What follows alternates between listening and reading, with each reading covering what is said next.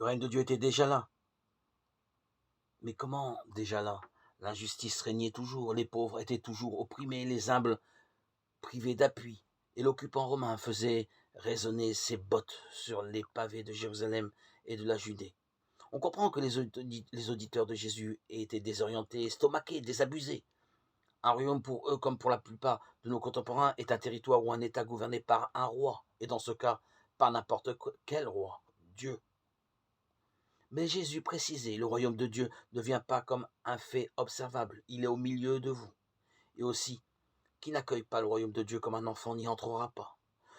De tels propos ne peuvent évidemment s'appliquer à un État ou à un territoire. Rien à voir avec la politique ou le pouvoir, rien à voir avec un roi d'Israël dont la domination s'étendrait d'une mer à l'autre et devant qui tous les autres souverains se prosterneraient. Mais alors, premier élément de réponse fondamental, le royaume de Dieu est là parce que Jésus est venu.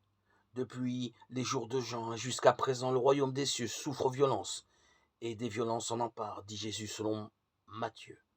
Une allusion au violent qui a suscité des interprétations et des traductions diverses, mais qui manifeste en tout cas la présence du royaume.